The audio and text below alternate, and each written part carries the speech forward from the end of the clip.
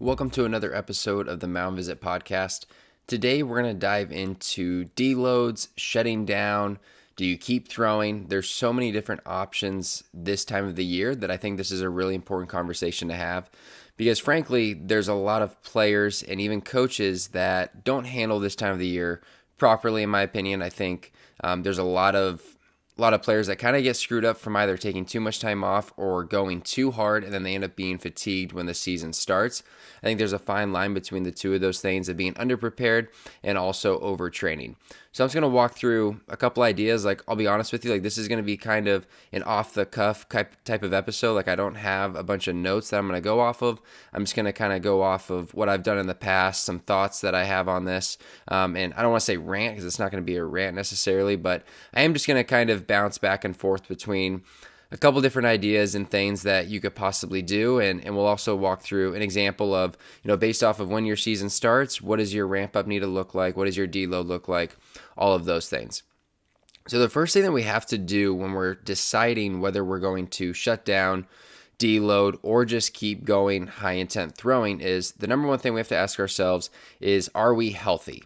If we're beat up, if we're fatigued, if we've accumulated a lot of innings this year from the spring, the summer, and the fall, we're probably in need of some form of a deload or a shutdown because the body is signaling, I'm tired, I need a break, I need something to change so that I am effective come the spring for the season.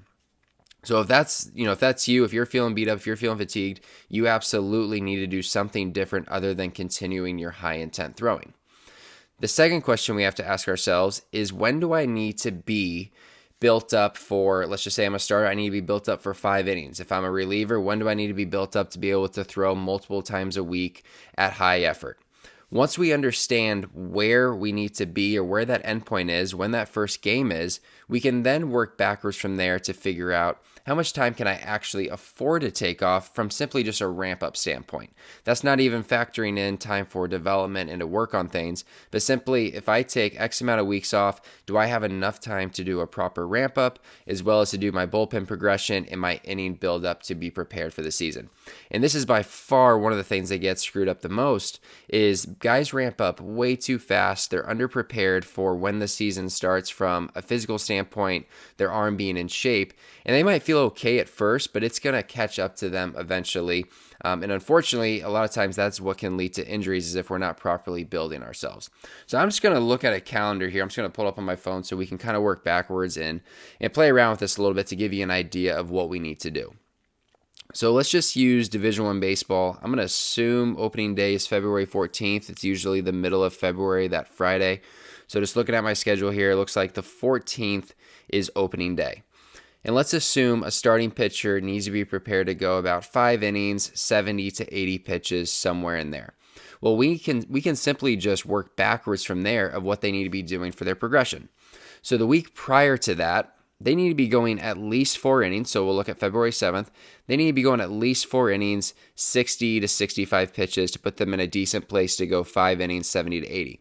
Now, ideally, we have time to double up. So ideally, this is not their first time going 5 innings. If they were able to do that the week prior in a scrimmage or a live BP, whatever it might be, that's going to prepare them a little bit better because, as you know, a real game is going to bring on even more adrenaline. Those 80 pitches are probably going to be a little bit more stressful than they would be in a live BP type of setting. But if they go at least 4, 60, 65 pitches, that's perfectly fine as well. So now we need to work back to the previous week. So now we are in January, January 31st. They need to have gone at least 3 innings, around 50 pitches for that week. Go to the previous week. Now we're at January 24th. They need to have gone at least 2 innings, 30, 35 pitches. Now we are back to January 17th. They need to have gone at least 1 inning, around 20 pitches. And then from there, we would just simply talk about a bullpen progression of how many bullpens they need before they're ready for 1 inning in a live setting.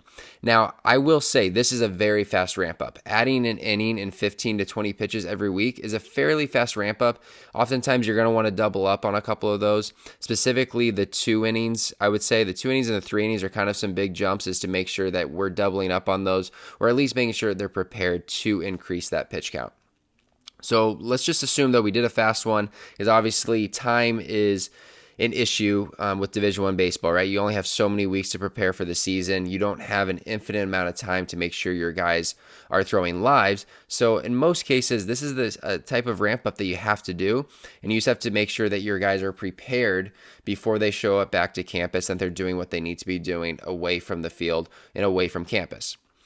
So now looking at the week of January 6th, so this is the week prior to that first live. You're going to want at least 2 bullpens that week, right around 30 pitches probably. I would be doing 2 ups in this case. So 1 up of around 15 pitches, sit down, get back up for another 15 pitches or so. And you could even ramp up closer to 40 pitches total for that bullpen to where it's 2 sets of 20 just to prepare them a little bit more for that 1 inning the following week. You might be asking, okay, if they're still doing 1 inning the following week, why should I be doing 2 ups in a bullpen the week prior? And the answer is simple because if you think about it, yes, they're throwing 1 inning live, but you also have to factor in the warm-up pitches. So they're doing a 15, 20 pitch bullpen prior to the game. They're sitting down. They're going back out, throwing another 6 to 8 warm-up pitches, and then they're throwing their 20. So they're really getting close to that 50 pitch mark total if we're talking about total pitches. So we want to get them used to warming up, sitting down, and then getting back up again, and we want that to be reflected in their bullpen progression as well. So now looking at the previous week, we have December 30th through January 5th. So here we'd be wanting 2 bullpens as well. Probably, potentially 2 sets of bullpens that week, where it's 2 sets of, 15-ish pitches. But if it's 1 set of 25 pitches around there, like that would be perfectly fine. And then I would say they need probably 1 more week prior to that of bullpen work at the minimum, which would put us at Christmas week, which is obviously going to be a tough week for getting bullpens if we're just thinking logically of what they're going to be able to do. That is December 23rd through the 28th. So knowing that they probably are only going to throw 1 that week just because of the holidays, you probably need to factor in that they need to be throwing that previous week, December 16th. So let's just leave that at the safe side. And this is a fairly expedited process with the lives and all that. But when we look at that, they need to be on the mound by December 16th. And that will ramp them up for about 4 weeks of bullpens. Keep in mind, one of those is probably only 1 bullpen because of Christmas week. And potentially they might have an issue on New Year's week depending on what they have going on as well. And then we have about a 5-week buildup of lives to prepare them for 5 innings on opening day in the middle of February. So that buildup sounds great, right? We have our bullpen progression, we have our live buildup. So now we need to factor in the catch play part of this. So that brought us to the week of December 16th, right? So that was the first day of bullpens is that week, December 16th. Depending on how much time you take off will also determine what that ramp up needs to look like. And I have just kind of a simple, rule that you can follow. If you take 1 week off from throwing, it will take about 1 to 2 weeks to build back up to where you were previously. 2 weeks off will take 3 to 4 weeks to build up. 3 weeks off will take 4 to 5 weeks to build up. And then 4 weeks or more is going to take you about a 6-week buildup. So if we're saying, we want our guys to shut down for a month, don't want them to do anything during the month of November, it's like, okay, that's fine, but you have to remember that's going to take about a 5-6 week buildup before they're even ready to get into their full-on high-intent throwing. They might be touching the mound at the end of that buildup, but they're not doing their full-on bullpens, so you're going to have to factor in another 2 to 3 weeks of bullpens after that as well before they're even ready for lives. So if we think through that lens, that's going to dramatically impact the way we decide how much time they shut down for. I personally, if we're talking about a Division I baseball player who's starting in the middle of February and they're a little fatigued, I would say, shutting down for 1 week is perfectly fine. And then you want to start to build up a little bit. And it can be even more of a deload to where they're not doing any high intent throwing for most of November. They're just mainly, working on, medium intent throwing, extension phase of long toss, lightly tossing, anywhere from 3 to 5 days a week. Probably by the end of it, it's around that 5 days mark so that they're ready to build back up into bullpens. So that's just a general idea. Like there's so many ways that you can approach this. And one thing to keep in mind is most players can't afford to just shut down, ramp up, and do a normal bullpen and live progression to get ready for the season. Most players are fighting for innings. They are fighting for an opportunity to pitch in the spring, and they need to make improvements this winter, whether it's velocity enhancement, developing a secondary pitch, improving their command. A lot of guys really can't afford to take much time off. With that said, I do think that a deload could be very beneficial, even if you don't want to shut down. Maybe you just want to deload for, 2-3 weeks, catch your breath, and then you jump back into it, around Thanksgiving. And now you're giving yourself, 4-6 weeks of development before you have to worry about your inning buildup. And keep in mind, when we're talking about inning buildups, that's mainly going to affect the starters. If you're a relief pitcher, you don't have to worry about, your inning buildup, at the beginning of January. You have more time. So that's an advantage if you are someone that's in that position that really needs to take some leaps forward with your development, is you do have a little bit more time. You're not on that traditional inning buildup. So with that in mind, I think you just got to reflect on where you're currently at. You have to be honest with yourself, and you've probably had exit meetings with your coaches at this point. If you are a coach, you should be having exit meetings with your players so that you can give them an idea of where they stand, what they need to show by the time they get back from winter break to really make a meaningful impact on the team and to pitch meaningful innings come springtime. So that's for a Division I baseball player.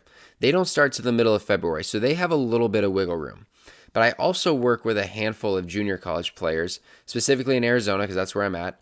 And junior college baseball starts super early. Their first game, I don't know the exact date, but it's around the end of January. Like if I look at my phone, I see the calendar, let's just assume it's on a Friday. I want to say they're starting around the weekend of January 24th. That is not far away at all. So when we're talking about shutdowns, you really can't afford to take much time off at all. You probably are better off just doing a deload, which is what I'm suggesting and recommending for a lot of my junior college players that are feeling, perfectly fine. They just might need to catch their breath for a little bit, is to deload for the month of November. And then December, they can jump into a little bit of development time and then their ramp up and their build up if they are a starting pitcher. And there's a lot of college coaches, even at the junior college level, that are having their players shut down for way too long, whether it's, 4 weeks, 5 weeks, in some cases even 6 weeks. And it's just not factoring in how much time it actually takes to do a proper ramp up with just your throwing and then do your bullpen progression and then your live progression. And it really just doesn't leave a lot of time. So let's go through this step by step now, assuming opening day is January 24th. So let's say, once again, you want to go 5 innings, 70 to 80 pitches. That means January 17th, you need to go 4 innings, 60-65 pitches. January 10th, you need to go 3 innings, 50 pitches. January 3rd, you need to go 2 innings, 35 pitches, around there. December 27th, you need to go 1 inning, 20 pitches. So now we have to go back to our bullpen progression now. So now our bullpens, so the week of December 16th would be, that 2-up bullpens getting close to 40 pitches in the bullpen total. The week prior, December 9th, we're doing, probably one set of 25 pitches or so. Then the week of December 2nd would probably be our first week of bullpens. So we're already at November 11th. So that means bullpens need to start in 3 weeks essentially. So if you're shutting down for 4 weeks, well, we're already behind the 8 ball when it comes to just a standard bullpen progression if they are a starting pitcher. So it's really important that you start with the end in mind, that you look at, okay, when is our first game? Where do they need to be built up to? And then you work backwards from there. If you're not doing that, you're simply just guessing, and you're going to end up causing guys to rush their buildup. They're not going to be fully prepared, and they're probably not going to be as effective for you. And this very thing actually happened to me. I played junior college baseball here in Arizona. First game was around this same time frame, end of January. I took off all of November from throwing, and I felt like I didn't know what I was doing come opening weekend. I didn't feel like myself on the mound. I felt like I didn't have feel for my off-speed pitches. It just felt like I had a very fast ramp up, and I lost just the comfort and feel that comes with throwing consistently for a long period of time. And it took about a month into the season before I felt like myself again. And looking back on it, I wish I would have just deloaded, not shut down from throwing, but just give myself a little bit of a breather for 2-3 weeks. You could even take the whole month as a deload if you're someone that feels a little fatigued, or if you feel like there isn't anything glaring that you need to really improve to get meaningful innings in the spring. I would argue that everyone has something they need to work on.